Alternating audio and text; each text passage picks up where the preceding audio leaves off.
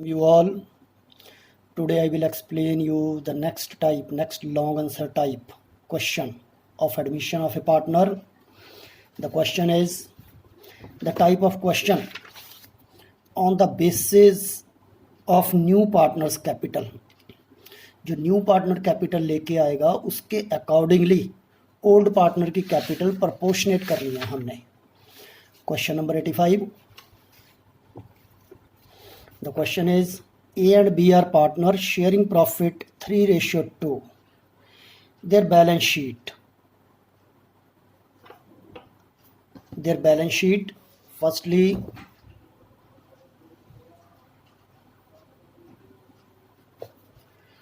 Firstly, we write the sum transaction in a capital account. First of all, balance capital of A and B 50,000 and 30,000. By balance brought down 50,000 and 30,000. Next, liability side, any other transaction, general reserve or profit and loss. General reserve is 10,000. By general reserve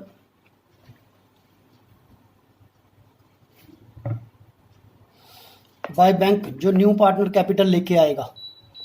general reserve हमने distribute करना है old partner in their old ratio. Old ratio given है 3:2 और general reserve given है 10,000.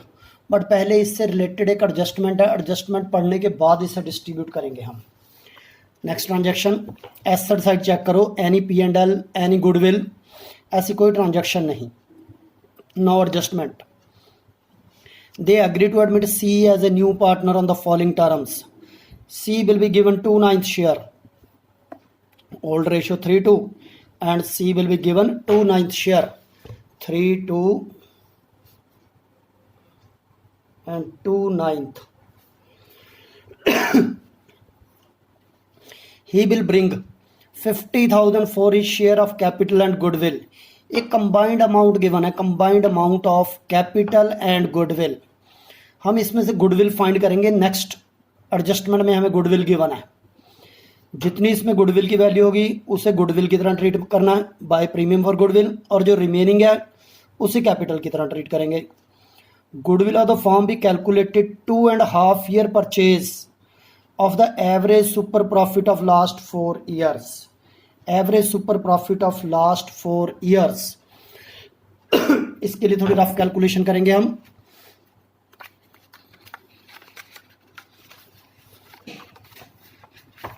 Rough calculation देखो इसमें.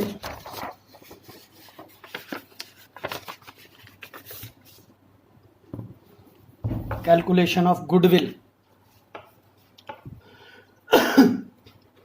2.5 year purchase of the average super profit of last 4 years.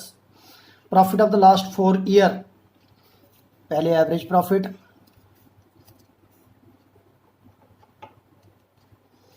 Last 4 year profit given है 40,000 plus 40,000 plus 55 plus 65 divide by 4. ये total अगर इसकी calculation करें ये बना ऊपर 2 lakh. 2 lakh divide by 4 50,000 average profit. But question में हमें गिवन है normal profit. Normal profit 14,000 less normal profit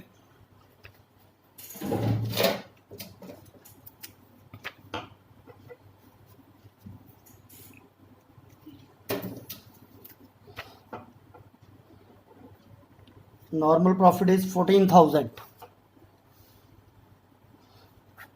average और नॉर्मल का जो डिफरेंस है इट इज सुपर प्रॉफिट.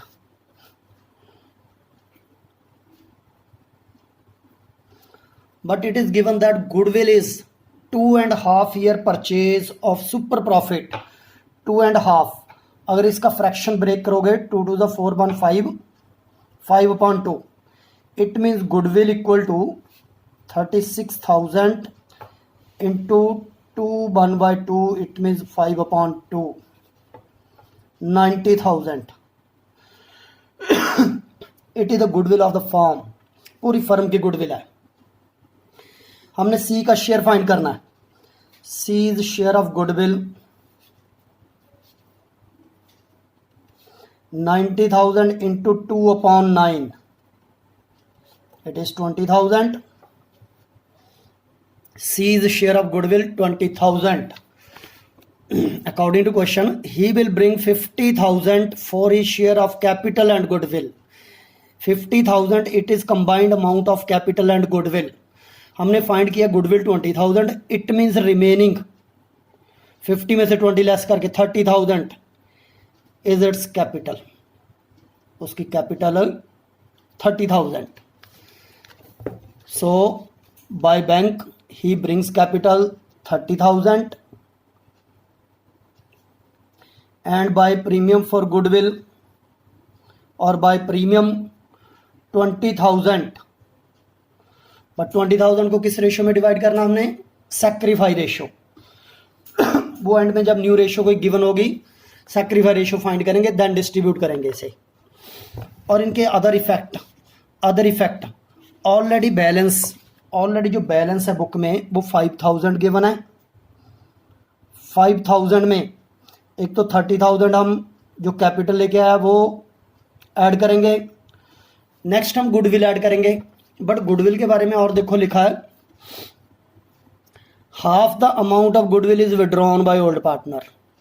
जो वो 20,000 लेके आया उसमें से हाफ यानी कि 10,000 withdrawn bye partner.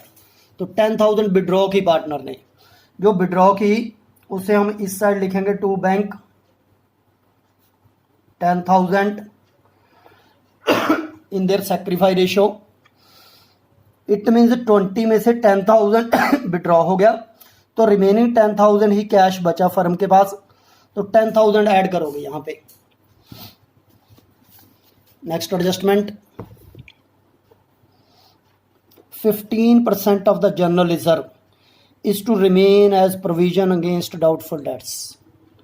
15% of general reserve given है 10,000. 10,000 का 15% यानी कि 1,500 remain as a provision against doubtful debts. मतलब जो डेटर हमें गिवन है 30,000, इसमें से ऑलरेडी बैड डेट्स हैं 1,000, 1,500 और यानी कि नेक्स्ट बैलेंस शीट में ये डाउटफुल हो गया 2,500. इट मीन्स 10,000 में से 1,500 लेस करने के बाद 8,500 डिस्ट्रीब्यूट करना हमने पार्टनर में. General reserve 8,500 in the ratio 3:2 यानी कि 3/5 एंड 2/5. जब कैलकुलेट करोगे ये बनेगा 5,100 एंड 3,400.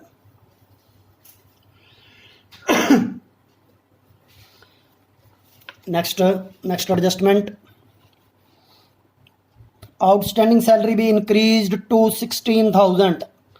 ऑलरेडी गिवन है 4,000, नाउ इट इज 16,000.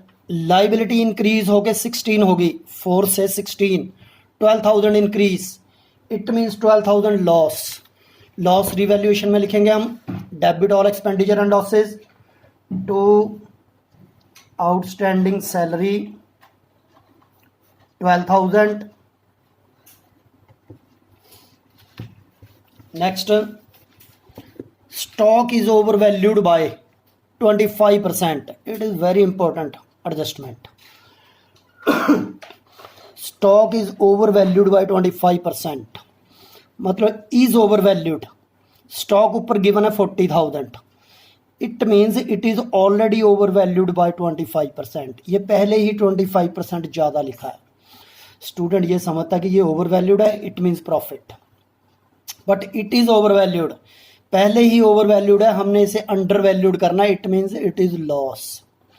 बट अगर यहां लिखा होता stock should be overvalued, should be, it means हमने ओवरवैल्यूड करना है. But now it is already overvalued, हमने इसे अंडर वैल्यू करना है, इट मीन्स लॉस.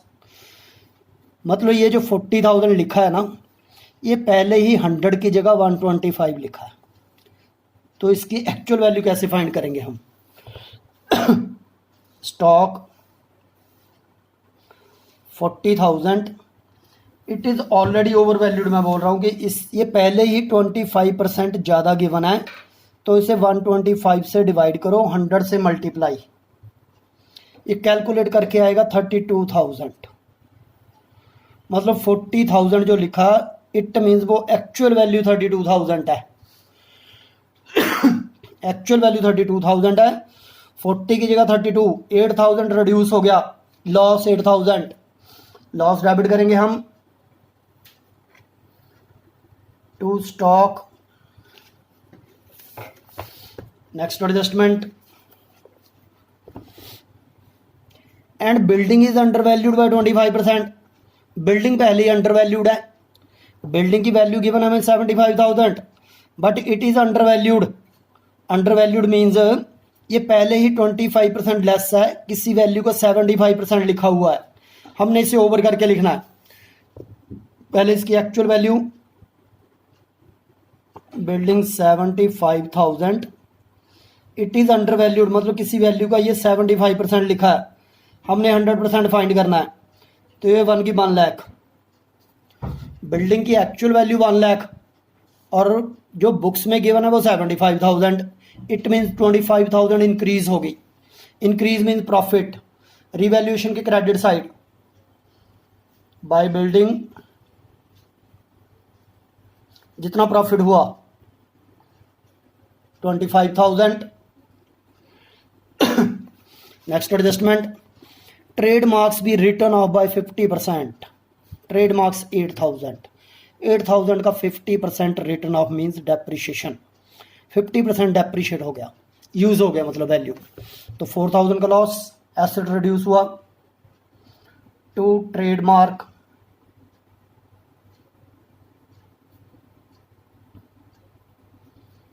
और न्यू ट्रेडमार्क, इसकी वैल्यू रिड्यूस करके लिखनी है,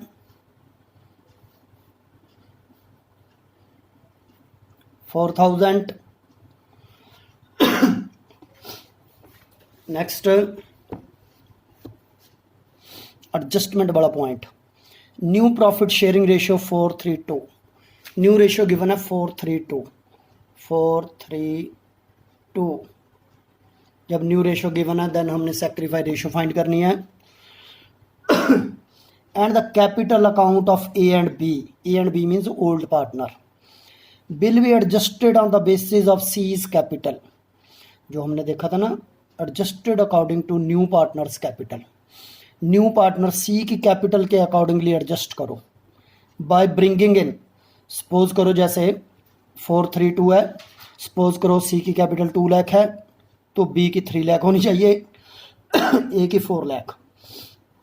बट अगर ज़्यादा या कम आ गई, 4 और 3 से ज़्यादा या कम आ गई, बाय ब्रिंगिंग इन और withdrawing cash as the case में बी, या अगर ज़्यादा आ गई विड्रॉ करेगा कैश, अगर कम आ गई तो ब्रिंगिंग कैश लेके आएगा वो फर्म में, ऐसे एडजस्ट करेगा अपनी कैपिटल को।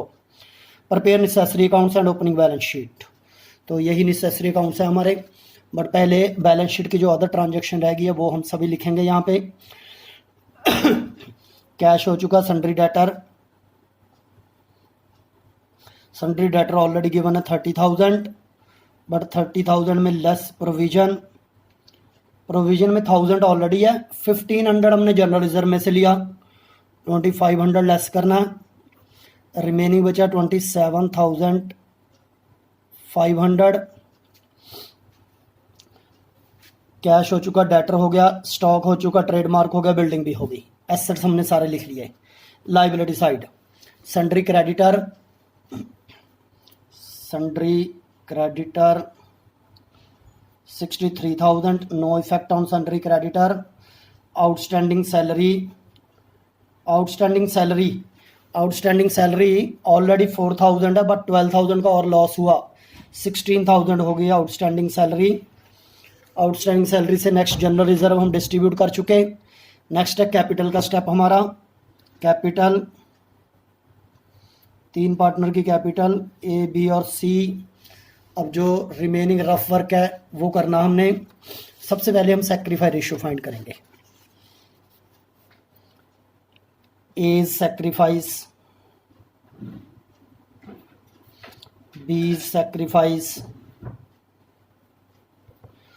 Old ratio is 3:2, 3/5 and 2/5, and new ratio 4:3:2, 4/9, 3/9, 4/9, 3/9. LCM 45, 27 minus 20, 7/45, and this is LCM 45, 18 minus 15, 3/45. Sacrifice ratio is 7:3. It mean जो गुडविल प्रीमियम 20,000 है, 20,000 को हमने 7:3 में डिवाइड करना, 7:3, 20,000 को 7:3, 14,000 and 6,000, but half of which is withdrawn bye partner. Withdraw होगी, same ratio में divide करेंगे, 7,000 एंड 3,000, 10,000 को 7:3 में डिवाइड करेंगे. इसमें भी बैलेंस शीट की सभी ट्रांजैक्शन होगी. अब एक कैपिटल का स्टेप, बट पहले हम आंसर फाइंड करेंगे. यहाँ पे आंसर क्रेडिट साइड का टोटल हमारे पास 25,000,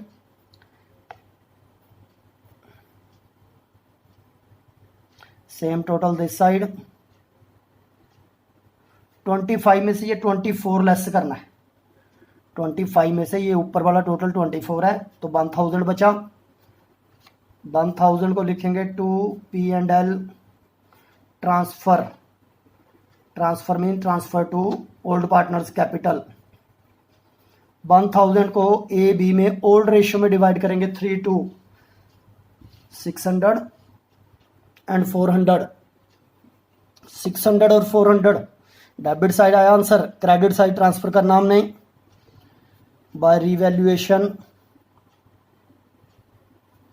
600 एंड 400. इसमें ना कैपिटल अकाउंट थोड़ा लेंथी बनाना है, क्योंकि वो एडजस्टमेंट कैपिटल करनी है, एडजस्टमेंट का स्टेप करना हमने एक.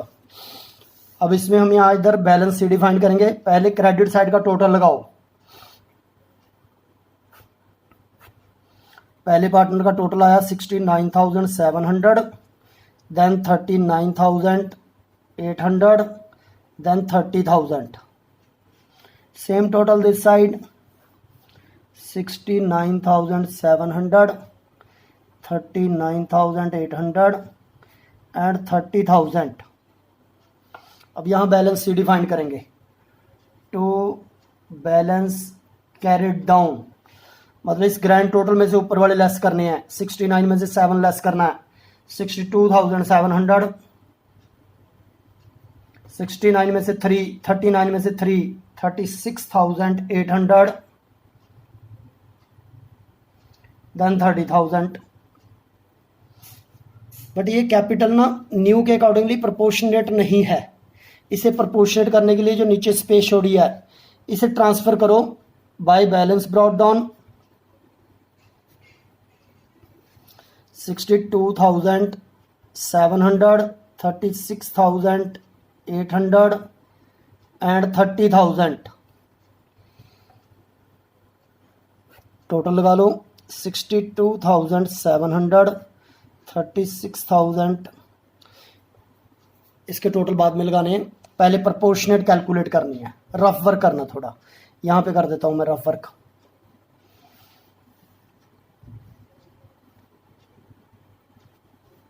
कैपिटल फाइंड करेंगे इनकी हम according to C's capital, C की कैपिटल के अकॉर्डिंगली.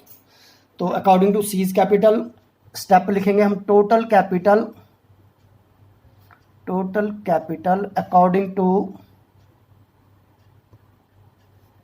Seize capital. सी की कैपिटल 30,000 और इसका शेयर है 2/9, तो हम रिवर्स डिवाइड करेंगे. 9/2, 9/2 करोगे ये बनेगा 1,35,000. 1,35,000 को न्यू रेशियो जो गिवन है क्वेश्चन में 4:3:2 में डिवाइड करेंगे 135 को. A is capital, B is capital, C is capital. 1,35,000 into 4/9, then 135 into 3/9, 135 into 2/9, ये बनेगा 60,000, 45,000 एंड 30,000। ये पहले भी 30,000 ही गिवन है। ये तीनों की कैपिटल एक्चुअल प्रोपोर्शनेट हुई। तो ये जो बैलेंसेस हमने फाइंड किए, इससे हम कैपिटल अकाउंट की डेबिट साइड लिखेंगे, एक लाइन छोड़ के लिखना है, to balance carry down 60,000, 45,000 and 30,000। अब दोनों साइड में से जिस साइड टोटल ज़्यादा पहले वो टोटल लगाना है। जैसे फर्स्ट केस में तो क्रेडिट साइड ए के ज़्यादा 62,700, मतलब एक्चुअल उसके पास कैपिटल है 62,700, पर अकॉर्डिंग टू क्वेश्चन हमें चाहिए 60,000। It means he will withdraw, वो विड्रॉ करेगा। जो रिमेनिंग बचा 2,700, 2,700 विड्रॉ करेगा, उसे टू कैश और बैंक लिखोगे, कैश और bank. But in case of B, debit side 45, credit side 36,800, तो 45 लिखेंगे टोटल हम, 45,000 45 में से 36,800 लेस करना है। बाकी जो बचा कैश और बैंक, ये बचेगा 8,200, मतलब उसकी कैपिटल एक्चुअल 36,800 है, बट क्वेश्चन के अकॉर्डिंगली हमें चाहिए 45,000। It means he will introduce 8,200, वो 8,200 इंट्रोड्यूस करेगा बिजनेस में। तो जब वो इंट्रोड्यूस करेगा तो ये कैश में ऐड होगा 8,200, और जब ए पार्टनर विड्रॉ करेगा तो कैश में लेस होगा 2,700, और हमारा टोटल कैश आएगा 50,500, 50,500। और जो ये ए बी सी की कैपिटल है ये लिखेंगे हम 60,000, 45 एंड 30, 60,000, 45,000 एंड 30,000। एसेट साइड हमारा कंप्लीट है। देखो दोनों साइड टोटल इक्वल आना चाहिए। ये आएगा 2,14,000, 2,14,000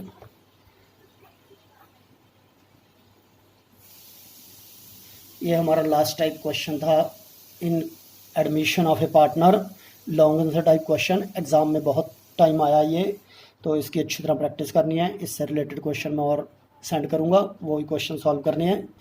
आज के लिए इतना ही सफिशिएंट है। Okay, thank you.